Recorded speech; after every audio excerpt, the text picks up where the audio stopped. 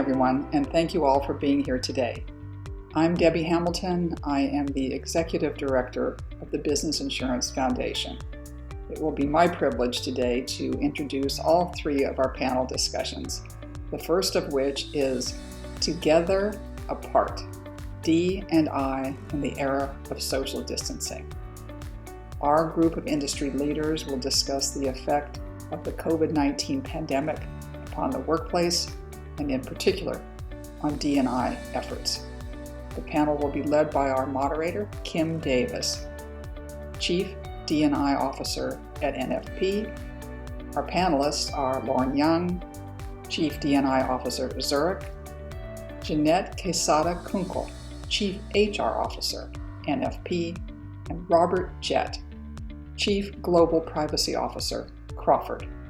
I would like to thank all four of you, Kim, Jeanette, Lauren, and Bob. Thank you for being part of this very important discussion. We're looking forward to a very thought-provoking and interesting talk. Thank you. Thank you, Debbie. And hello, everyone, and welcome to the panel discussion, Together Apart, D&I in the Era of Social Distancing. Given all that's transpired this year, we find ourselves in a new world of business, with most of the insurance sector conducting remote work environments for the safety of our employees and our clients. Given these new circumstances, companies have been reviewing and addressing HR and D&I framework and initiatives so that progress continues in engagement, inclusion, and belonging of our employees. We'll be discussing all of that here today. As Debbie said, my name is Kim Davis, and I'll be your panel moderator. I am the Chief Diversity and Inclusion Officer at NFP. Prior to that time, I was the Chief HR Officer, and I actually joined NFP in 2012 when a company that I co-owned was purchased by NFP. Now, before we get started, I'd like to have each of our panelists introduce themselves and give you a little background. So, Dr. Lauren Young, may I start with you? Absolutely. Thanks so much, Kim. My name is Dr. Lauren Young, and I'm currently the Director of Diversity and Inclusion for Zurich North America. I'm also a member of the Supporting Our Employees COVID Response Team. I've been with Zurich about 3 years, and I'm responsible for aligning our diversity, inclusion, equity, and belonging strategy to our business objectives, as well as helping to keep our employees engaged on that journey to continuously improve inclusion in the workplace and the communities that we serve. So thanks for having me. Thank you. Jeanette Quesada Kunkel, could you introduce yourself? Yes, my name is Jeanette Quesada Kunkel. I am the CHRO of NFP. I've been with the company for about 15 years now. Previously, I worked in international business, and I joined in, I think it's 2006 now. And I worked with Kim for a long time as well, NFP. It's a pleasure. Okay, Robert Jett, Bob, would you introduce yourself? Sure. Kim, thanks. My name is Bob Jett. I'm with Crawford and Company. I'm currently the Chief Privacy Officer, but I also lead our COVID-19 global response team. As we've been working through all that, I've been with Crawford coming up on 2 years now. Before that, my experience has mainly been in the insurance and reinsurance areas with large global multinational companies and supporting the shared services functions. Fantastic, thank you. So given the very varied backgrounds and the roles of these panelists, I'm sure our conversation is going to be very informative. So let's get started. Let's start with a little background for the audience. I'd like to talk a little bit about what steps your organization implemented to manage the pandemic crisis, and how did you go about getting everyone on the same page? Jeanette, maybe we could start with you. Yes. So back in February, we were, aware of something going on globally. I don't think we appreciate the pace in which we were going to be affected, particularly in New York. So we were monitoring when we realized that it was becoming a global pandemic. We got together with the executive team.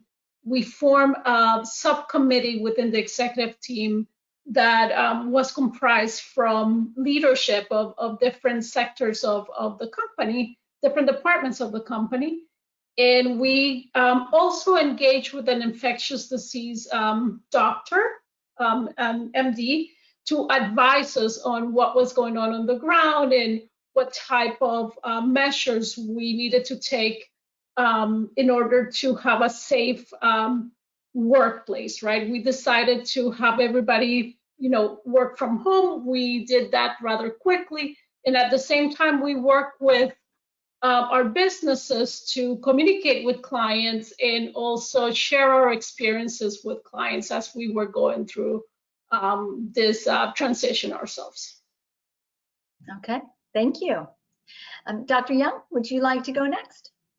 Absolutely. So the first step we took was we made sure to protect our core. So this was a statement that our CEO made at the beginning of the pandemic that really shaped our decision-making throughout. So very similar to what Jeanette said, in February, we stopped all non-essential international travel. And the majority of us by March were working from home. So I have to say it was really interesting to have to reschedule everything that was in-person meetings to virtual meetings, but we were able to do the majority of these successfully.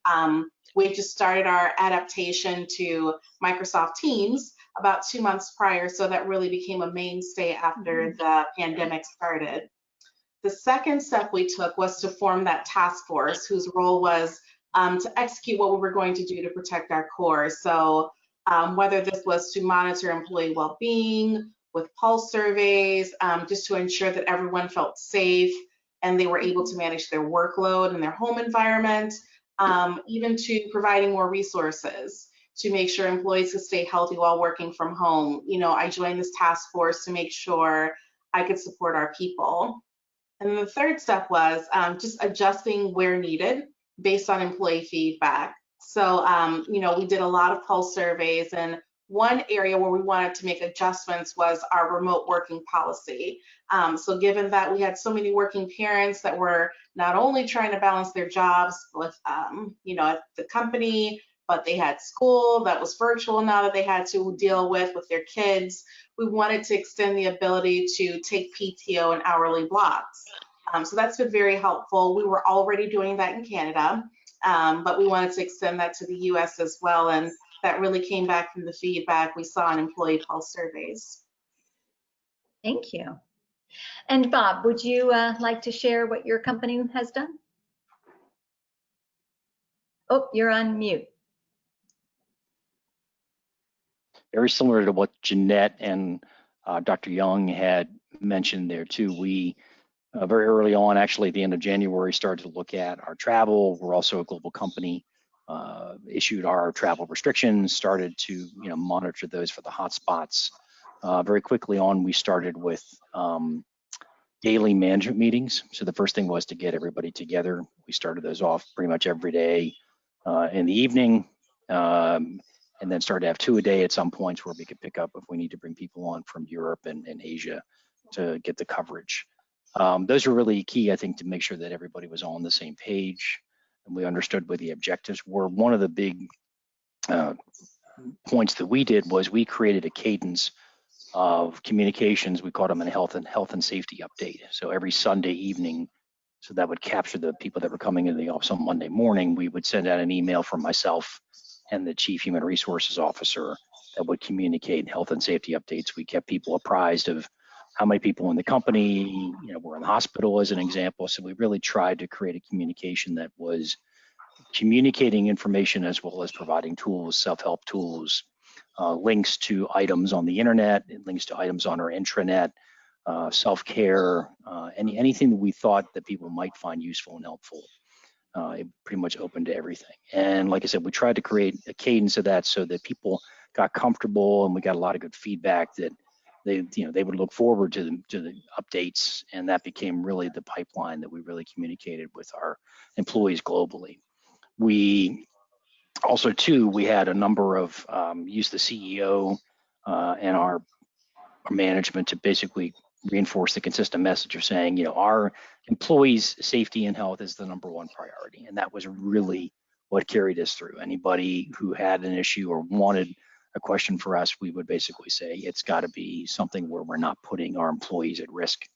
In particular, for our company, one of the challenges we faced was we have external adjusters that are in the field.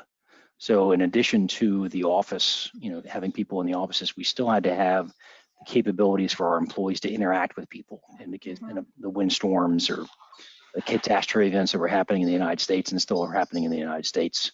How do we protect our employees, and how do we protect the people when we send our people in to visit and they have to go in and see, unfortunately, where the damage has occurred to someone's home or business?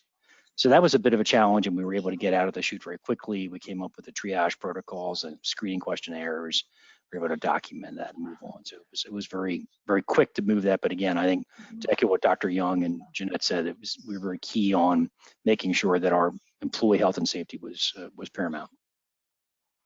Thank you. And it sounds like all of you had a very specific crisis management process.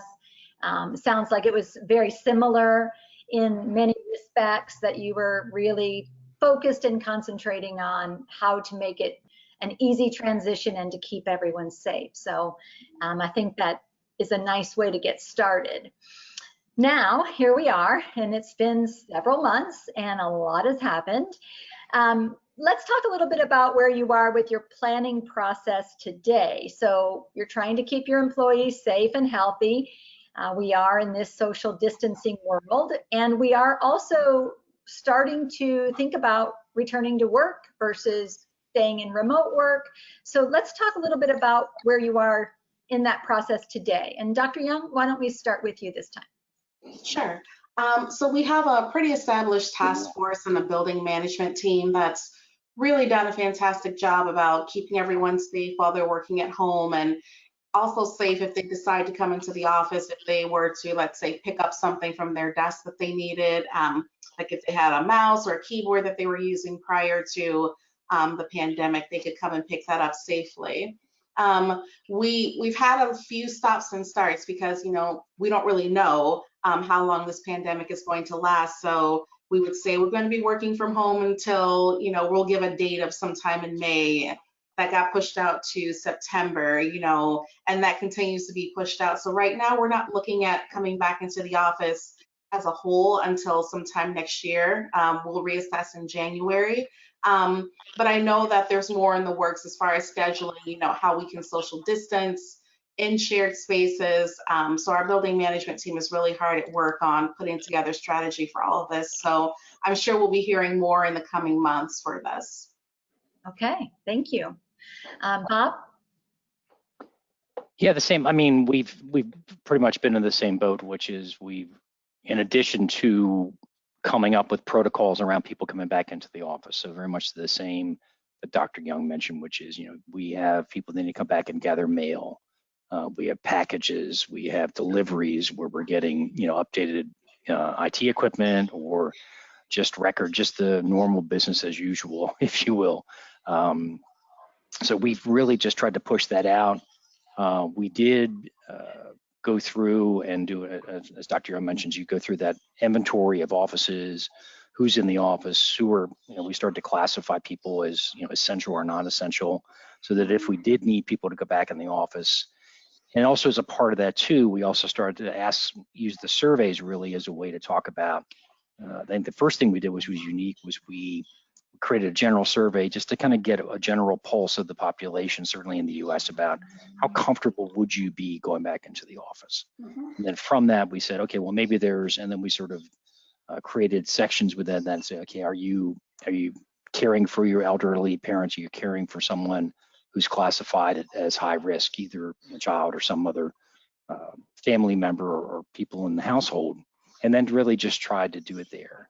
And then we also came up with a strict policy with regard to attendance at the office, which is you needed to complete our pre-screen, and also you need to have your direct manager's approval. So we didn't want anybody going into the office without their manager being aware that they were headed in there, and that they had completed the questionnaire. And that, I will say, that took a little bit of education because the questions, I think, can also be confusing.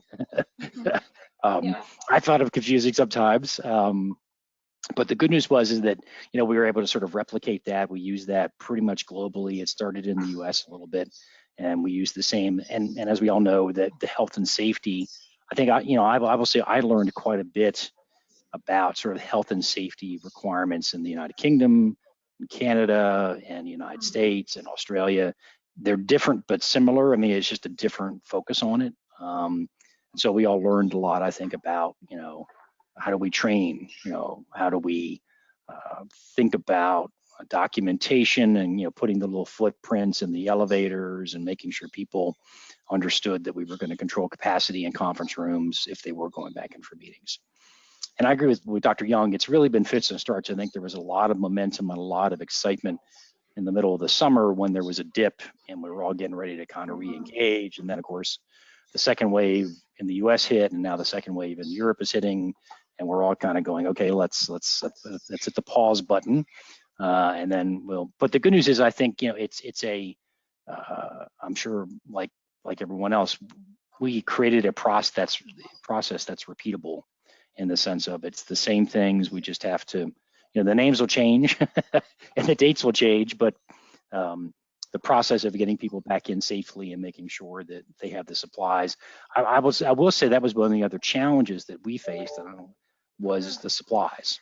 If anyone is able to get their hands on some Lysol wipes, please let me know. But those are pretty much impossible to come by anywhere that I've seen. And so, and just as a side of our smile, we even got creative where at one point I think we were actually going to go see if we can get some moonshine to create hand sanitizer because there was no alcohol.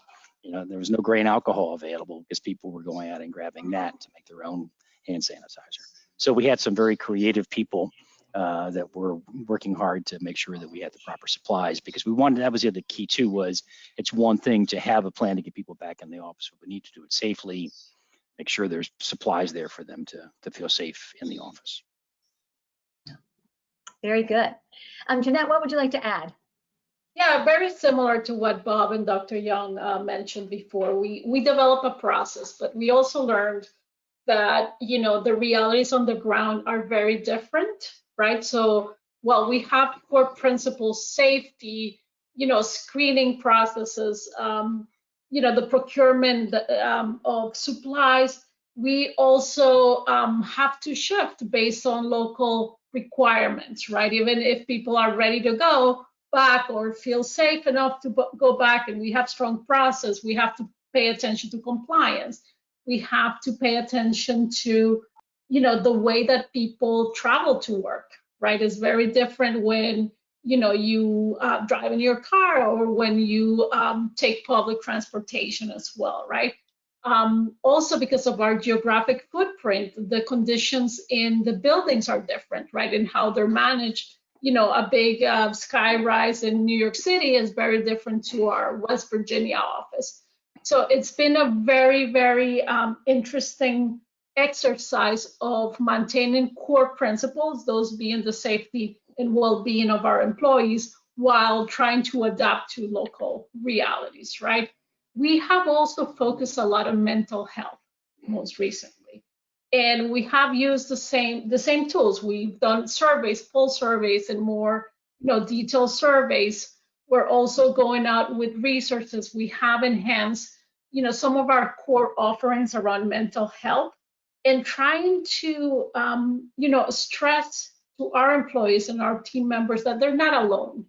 That there are always people around them.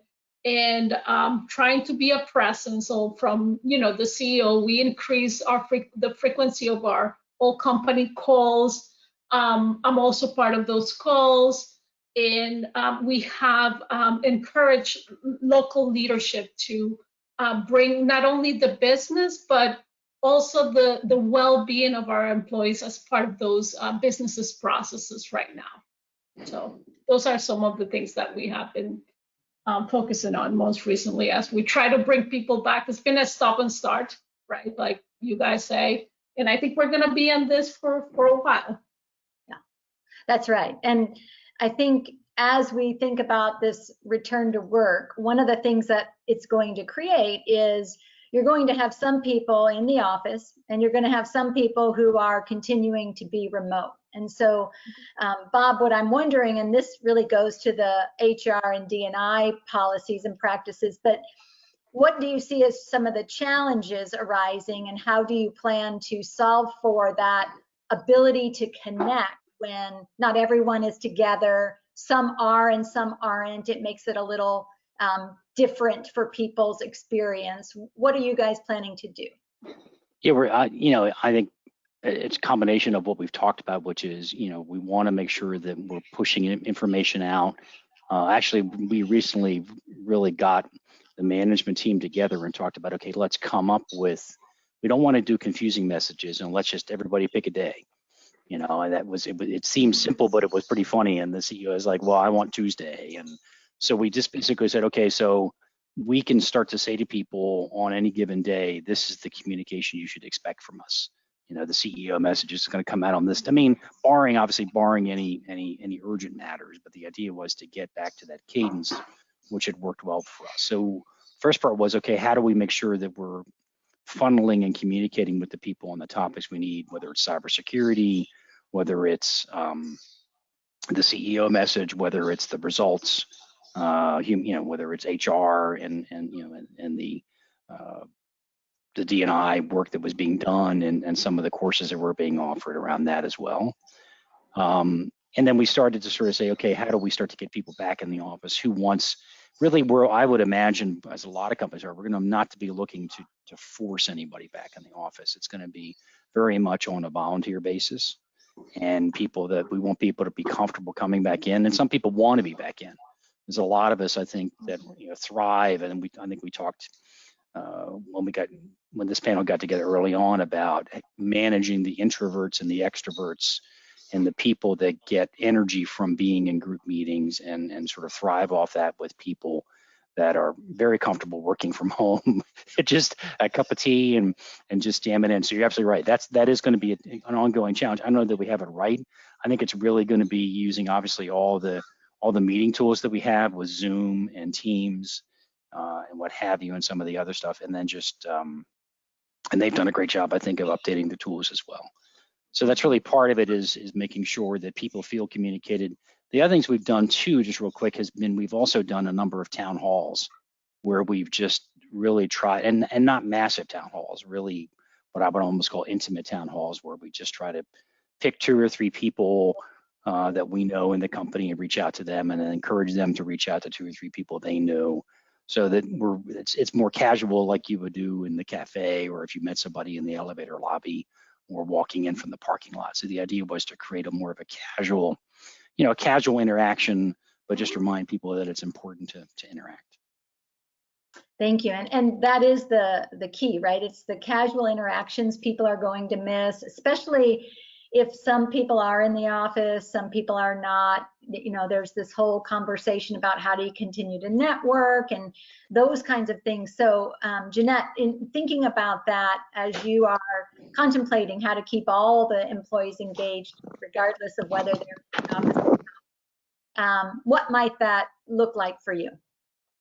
We're trying to be very deliberate about our onboarding process now more than ever, right? Because you don't have the luxury of, bringing somebody in and have those spontaneous interactions and the camaraderie that comes from, spontaneity, right? So one of the things that we're looking at is how do we get our new hires or our newer employers who don't have the luxury of long-term relationships established, get more personal touch points with not only their managers, but leadership around the company and others that could influence, the cultural assimilation and the career path that comes from modeling behaviors and what comes from that human interaction that is disrupted right Thank you. Absolutely. And Dr. Young, what would you add to that as far as making sure everyone feels equal and represented? Yeah, that's a really good question. I second everything Jeanette said, and I've had a few conversations with people who have joined the organization since we started working from home, and primarily all work from home now too. And they've all said they've had a really great onboarding experience. People are very cognizant of making that extra effort to include them and various opportunities to connect with the team, increase their visibility with the team. Something like a virtual coffee break or doing virtual lunches. I've even seen people will go for walks. So, during lunchtime or just to get out and stretch your legs, go for a walk, put your earbuds in and, take your phone with you. You can still have a conversation and connect with people. So that's been really good.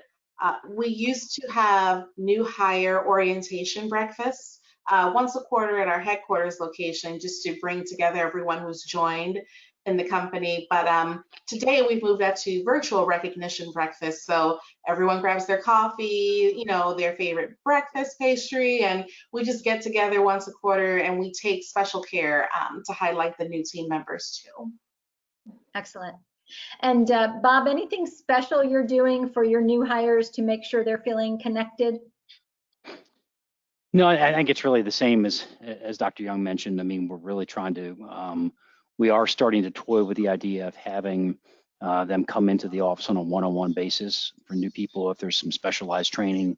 So that is something, we do have client specific and specialized training. It's just very difficult to do that, and it's we try to be very careful with that too, because you've got somebody looking over someone else's shoulder guiding them.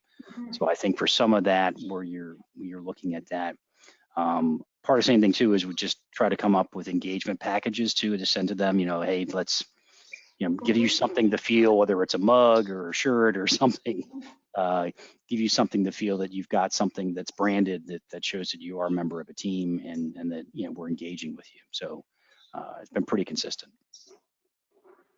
And I think I've heard from a lot of folks who have said that they are taking all of their new hires and they're actually attaching them to a mentor, so assigned to somebody who every day is checking in with them and ensuring that they are getting everything they need, because this is a hard time to be a new hire. And I do have to believe that all of the ways that we've come into businesses, that has all changed for people who may just be starting their career, so they really have nothing to look at against what is happening today. So I think everyone's been very innovative in making sure they feel connected.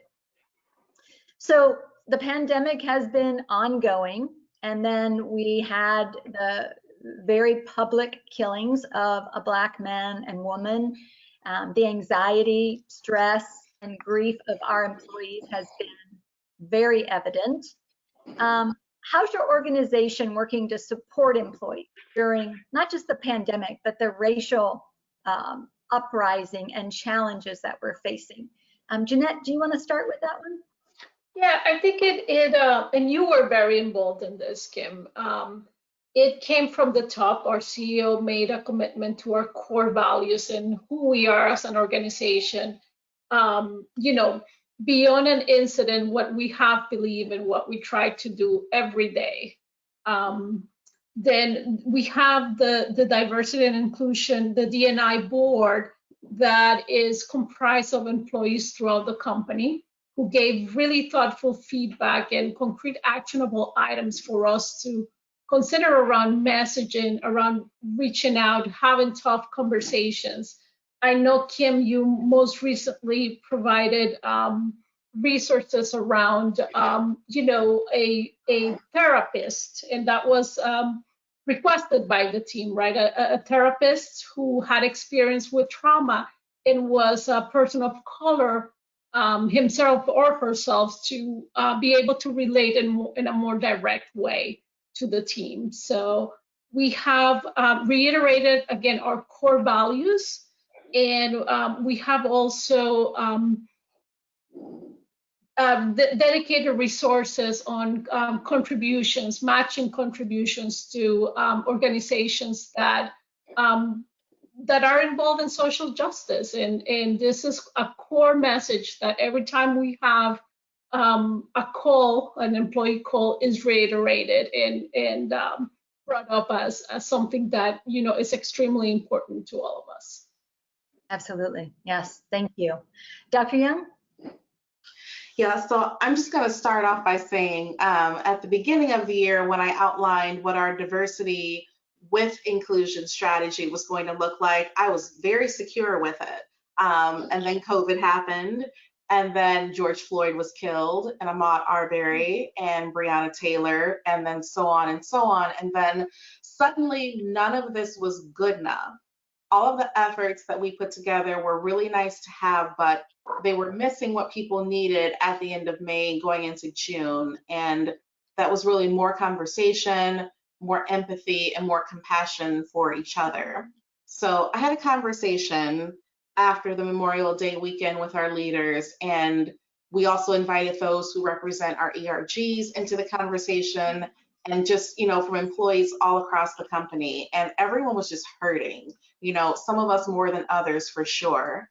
And what we really needed to do was hit the reset button. You know, we marked Juneteenth, that holiday, as a day of togetherness within the organization, and closed all the offices in the US. And that really gave people an opportunity to spend some time reflecting on what was going on outside, and also to educate themselves on, you know, some of the struggles that many were facing as a result of COVID and systemic racism disproportionately affecting all people of color throughout America. So, you know, we really wanted people to pause and, you know, reflect and think about that.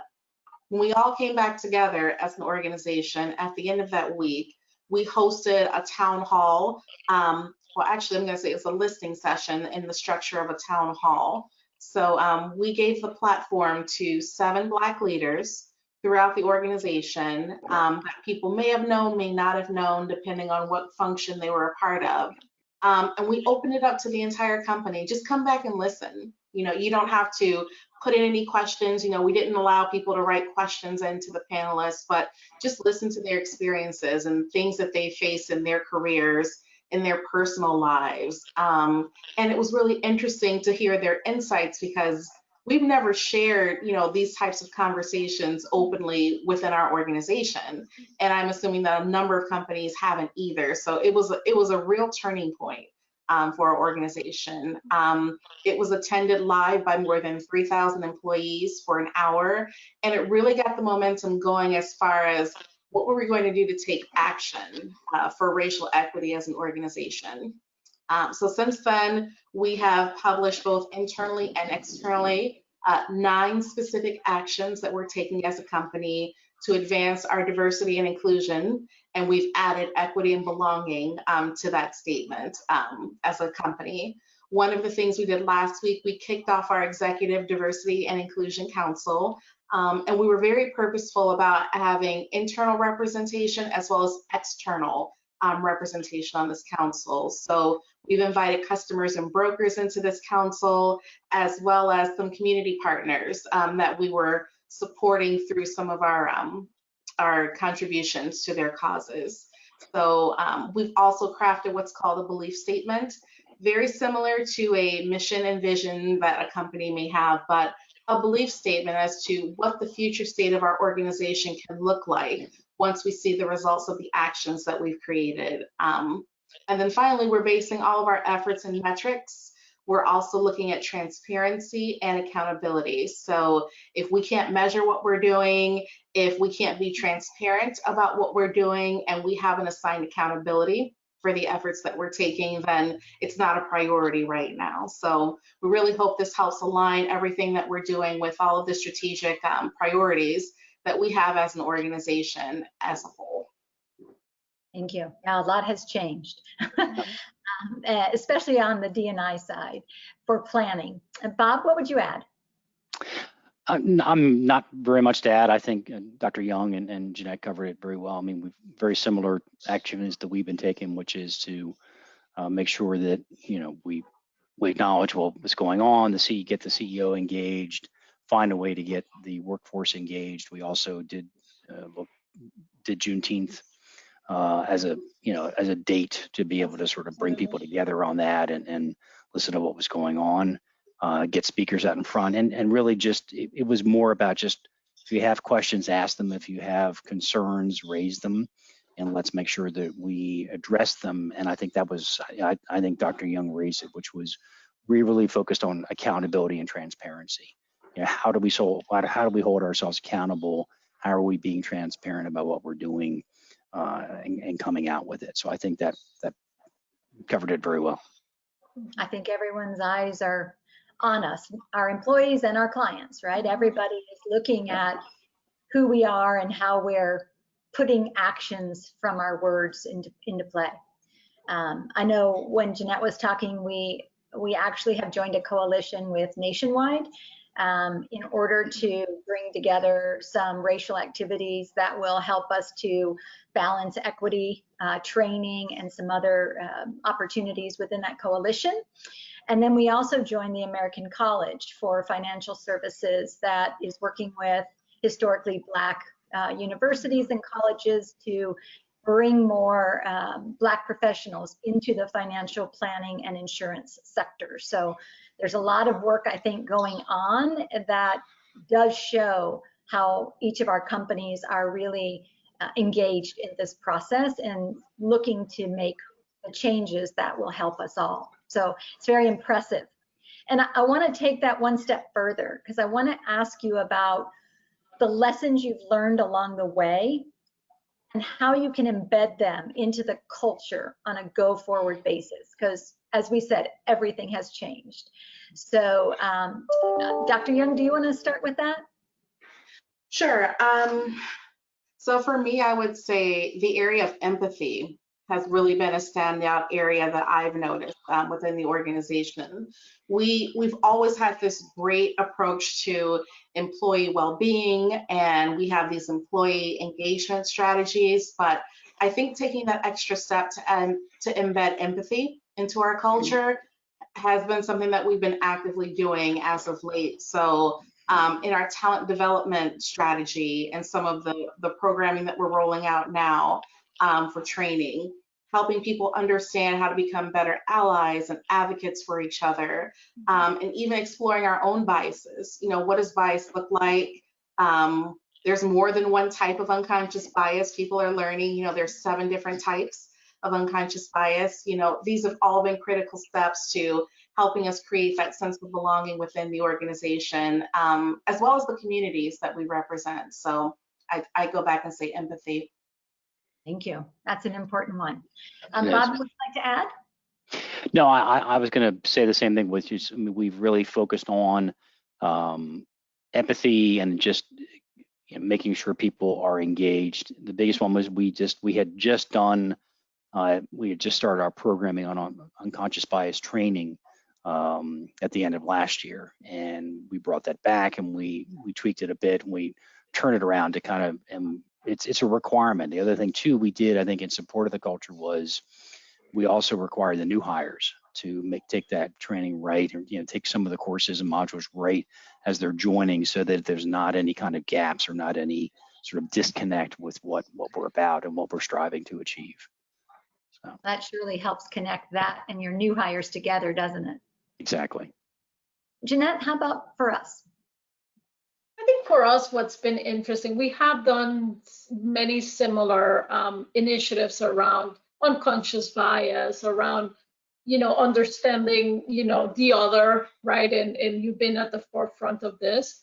But I think one big takeaway for me has been, and I think it's something that we should embed in our organizations, and is to understand that, we have to put ourselves in a place of discomfort in order to have real conversations that are going to have an impact. These are not comfortable topics, and that willingness, I think, is a very important first step to really affect change going forward.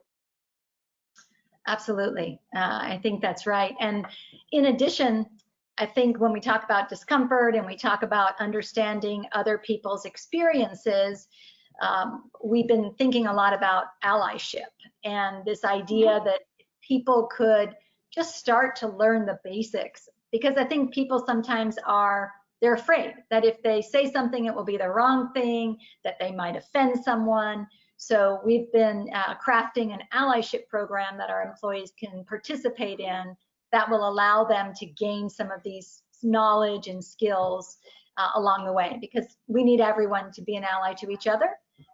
And we all bring some sort of privilege that we can share with somebody who maybe doesn't have that particular privilege. So I love that we're all engaged in trying to learn and make our organizations better. Okay, I have another question. I want to talk about remote work and, of course, the escalated racial tensions. And you've talked a little bit about what have you embedded, but given that everyone's experience as an employee is different, everyone has a different way that they come into the organization, that they experience the organization.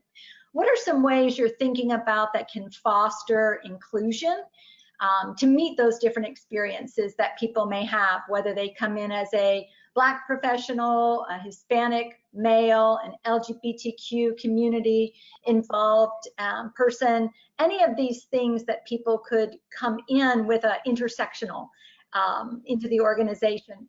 How are you thinking about making sure their experience is the best it can be? And Bob, I don't know if you want to start with that.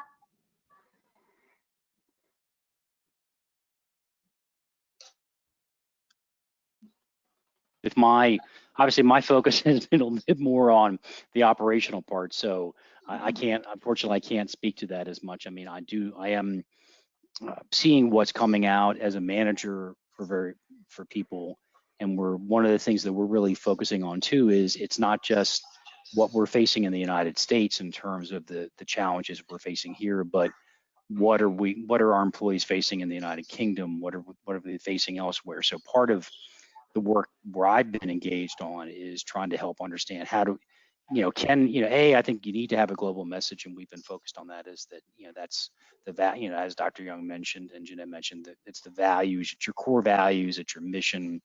You focus on that, but then I think you almost have to get very regional focused in terms of some things that some of the items that people are facing in the United States in particular are very unique to communities in the United States, but also we have similar that there are communities in the UK that face similar, but also unique situations there as well. So I think part of that we've done is really trying to realize that it's not a US only issue or a UK only issue, but it's issues that face global companies that have employees across there, and then really try to get people to engage across that line. So it was a little bit of a different, I do that with my team, is try to get people to talk about what's happening in their communities and what things they're seeing, what issues they're facing, and then try to push those up and report on those so that if they're, give good feedback to the people that are helping design that.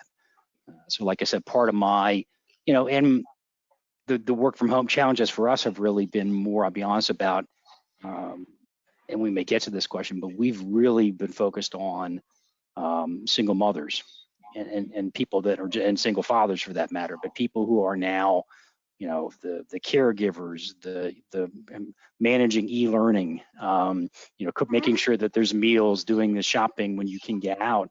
We've had a number of, so it really, I think around that is that you get that, everything else going on. You've also got the struggle of just trying to make sure that people's mental health is in good shape. What can we do? What can I do as a part of this team to make sure that if someone they don't have computers for their children, do we have some extra computers that we can find a way to give out to them?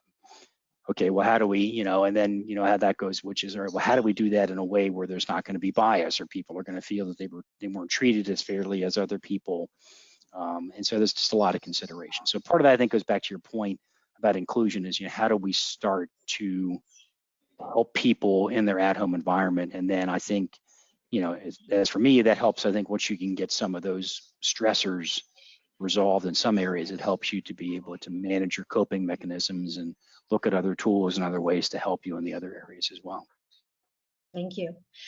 Jeanette, thinking about that, and also I think how Bob was saying, like, he was talking about himself, but managers play such a crucial role because they're talking to their employees who have these different experiences. What are some of the things you're thinking about and NFP's thinking about?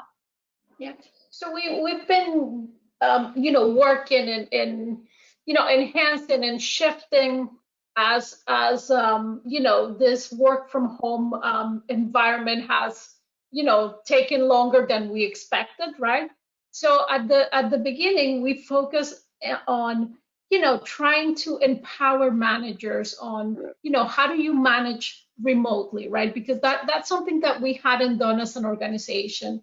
And then that has evolved to, how do you support your employees? How do you continue to get engagement? How do we share best practices? How do we create channels and leverage our social media tools? We use Workplace to create groups that, can function as support mechanisms within, our organization. Because as you said, everybody brings a different experience to the table, right? And sometimes having people that have gone through some of our same experiences can be comforting, and for others it can be enlightening, as Dr. Young was talking about the empathy situation. We recently, more pragmatically speaking, as we were having the home schooling, I don't want to say crisis, but almost crisis, right?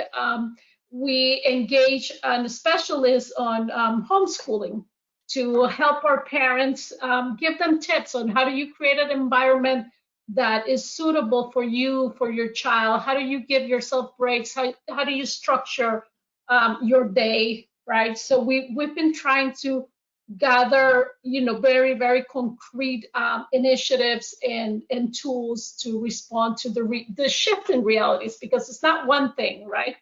And in mental health, as we discussed before.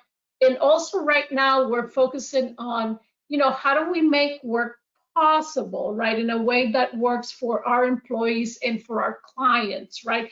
So trying to get managers to think differently around scheduling, around job sharing, with the understanding that one size doesn't fit all. So we're incenting them to think a little bit different by sharing best practices, continuously sharing best practices with them as well. Absolutely. Thank you. Dr. Young, what would you like to add? So I agree with both Bob and Jeanette's comments as far as things that we've tried to do. We've done a number of manager forums. We have a different series each month, and we run those maybe 2 or 3 times to give managers an opportunity to join. So very similarly, we started off as Jeanette's company started off, and then we've moved to just maintaining overall well-being, how to manage various responsibilities within the organization, as well as what you have going on at home. And, we're looking at performance review time coming up very soon, thinking about how are you going to assess someone's performance while working at home during a pandemic. With changing priorities is going to be pretty interesting. So we're trying to give people guidance now about specifically what they can do in that area, and I think that's been really helpful. Another thing that we did was when everything started happening post-Memorial Day, with all of the messaging that was already going out about COVID, and now we needed to have more messaging going out about racial inequity and justice. What I wanted to do was sit down with our comms team. They're really great, and they've been really good about staggering the communication, so it's not too overwhelming for people. But just sitting down with them and doing like a half-day brainstorming session with them on any questions or concerns that they had about race in the workplace, what they should be saying, how those messages should be structured, if they should be internal or external. That was really helpful to prepare them and the organization for the content that we were going to share about deepening relationships with more people who are different than us, and just fostering inclusion throughout the workplace. So I think that was really helpful. Absolutely. Thank you. Well, those are the questions that I thought were most pertinent to us to discuss today, but we do have some questions that came in during registration for some of the folks who are listening to us today. So I'd like to jump into a couple of those and see if we can get some of those answered in our time remaining. So one of the first questions that we received was, how do we hold leadership accountable for incorporating D&I into a company's culture? Jeanette, do you want to start with that? Yeah, I think Dr. Young brought it up early in the call, and I think it's data, right? You need to know your numbers. You need to set goals that are attainable and that will, develop the credibility that you need across the organization, and also maintaining the conversation going with employees, right? Understanding what their thoughts, how people are feeling, and how that affects the business, right? Because there's a business proposition to D&I. It's not only, it's not an activity. There is a real business proposition, and we can, accomplish much more in terms of growth if we think a little bit different. Yes. And Dr. Young, how about for your organization? How are you holding your leaders accountable? Yeah, I agree with Jeanette. What is not measured does not get done. So you do need some data and metrics to go along with anything that you're thinking of establishing. And to be accountable, you also need transparency. So if people don't know that you're doing it, it's a lot easier to not do it. But if people are watching and they're aware that this is something that you've stated that you're going to be working on, they're more likely to want to support those efforts. Just with our ERGs, they all have executive sponsors or at least leadership team members within our company. And that really helps them, stay in tune to what's going on within the organization, especially within those groups. So I agree with Jeanette. Excellent. Bob, do you have anything to add to this? No, I think same thing. We, the accountability and the feedback, we've really, part of what we were doing, I think, to the messaging we talked about at the CLOs, also using that and using survey tools and just using engagement with the employees to get feedback. Hey, was there something missing from the message? Is there something more that we can do? And then it also helps because then we take that information and feed it back to management, in particular to the CEO, to say, okay, there was the feedback we got, felt that, we should have talked more about this specific issue, or we should have focused the message more around these issues. People didn't feel that it was strong enough. And so that, I think it's just sort of to what Dr. Young and Jeanette said, it's finding the right message. It's reinforcing that message and making sure that we're getting that out there and holding ourselves accountable. Yeah, and I think one of the ways I've heard it said is, there's a lot of programs that HR or D&I put out there, but this can't be a D&I program. This has to be owned by every leader in the company, or we don't make progress, right? So I think what you've said, all of you, about the accountability hits home, that it depends on all of us. Okay, we had another question, and we talked a little bit about this one, so maybe we don't have a lot to add, but they were asking how we measure inclusion, so statistics and actions. And they asked specifically if there's any D&I dashboard elements that you're using in order to measure. So Dr. Young, I'm going to ask you to take this one and talk a bit about it. Yeah, I think one of the best measures of inclusion is retention within the organization. Are you able to retain your top talent, your diverse talent? Are you moving them through the organization? Are they being promoted? What is their representation at the leadership level within the organization? How many of them are being sponsored by executive leaders within the company? All of these are things that you can put in a D&I dashboard and track throughout the organization. Another thing I would also add is we still use the Net Promoter Score to track employee engagement within the organization. So if that number goes up or down, depending on how you slice the data, you can identify if there are specific areas where people could, use additional training, or if there are some processes and procedures that may need to be adapted. So I would recommend those two areas. Okay, thank you. Bob, anything you want to add on the measurement side of the house? Nothing really to add on that. I mean, those are what we're looking at as well, which is, how are you, the retention has been key for us, and then also looking and making sure there's good balance. I mean, we look at retention and balance, which is I think we've also, not in my career, I've also seen the pendulum swing too far, which is you want to create that perfect balance of measuring what's there, so people don't feel that, there's something else going on. Right. And that requires transparency, right? As Dr. Young said. Jeanette, what would you add? I would add that the numbers are key, like everybody's saying, but it's also understanding the narrative behind the numbers, right? And people are not only numbers, right? And understanding how what those numbers reflect and what is behind the story, which could be very good or not so great at times as well. It's important so that we can articulate when we're talking to employees, what that story is. It's not like just 4 people, but know the 4 people that are behind those numbers, know their personal stories, and articulate that as make it real, make it human. So I think it's that balance between, yes, the numbers, but also understand the story behind those numbers and articulate it in a way that people can see themselves in those stories, right? So true.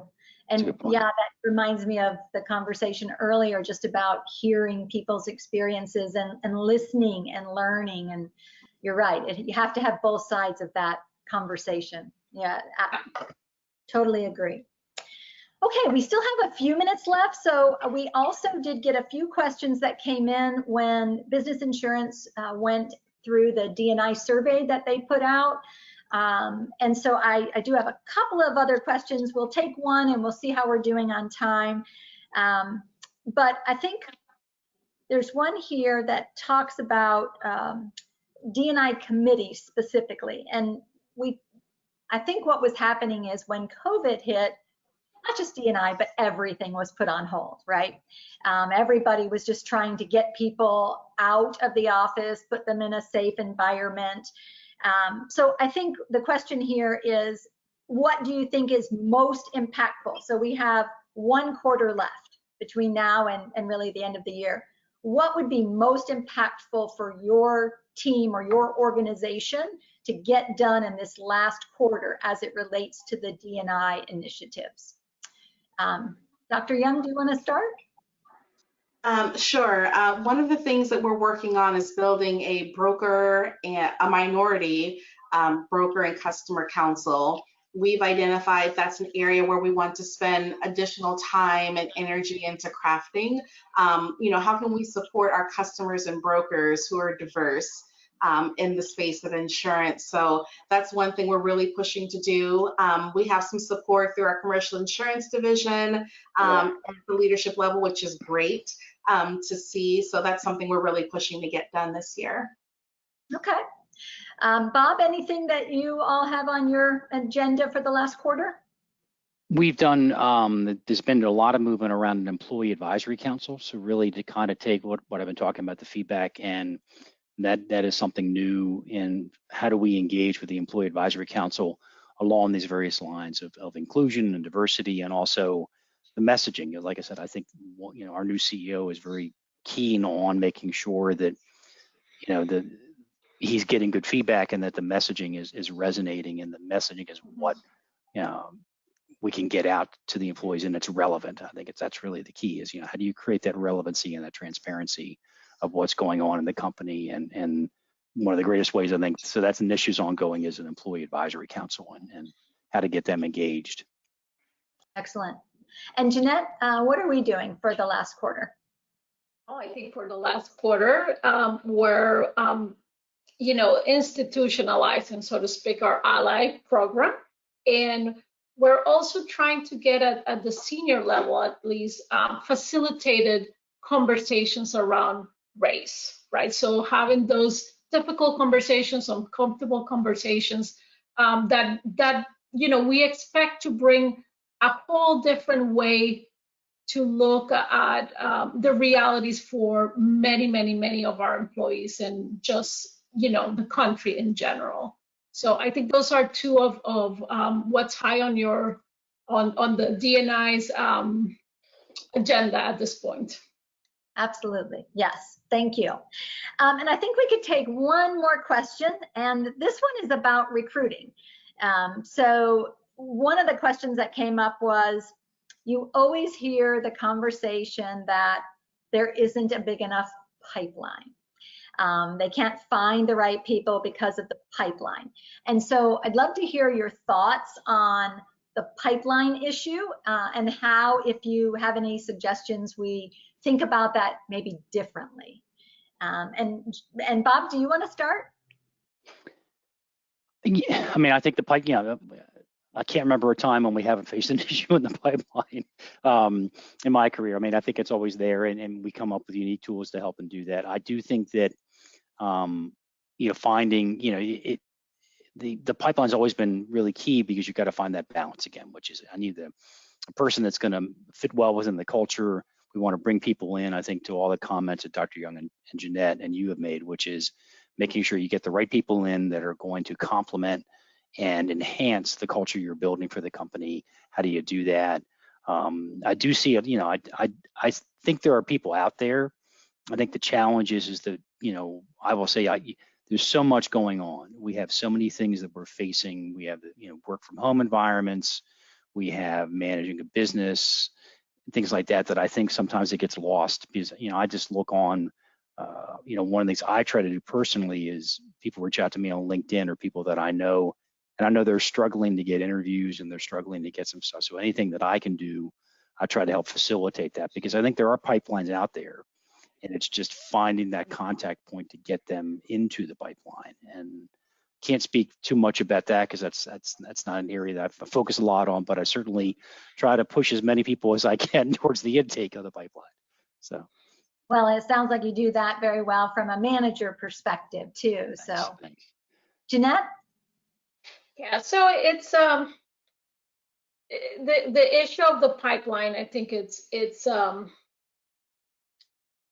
as complex as we think it is, but there are some complexities along the way.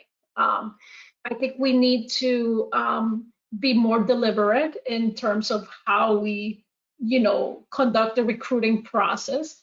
I think there's an education process for our managers as well, and a lot of the things that we have discussed before in terms of unconscious bias, or the speed on which they want a hire to be done, which sometimes pushes things along in ways that makes the process easier to do with somebody that we know. Oh, I know this person, right? Rather than necessarily look at a broader pool of candidates, right? We also need to create an environment that is inviting for people with all types of experiences, right?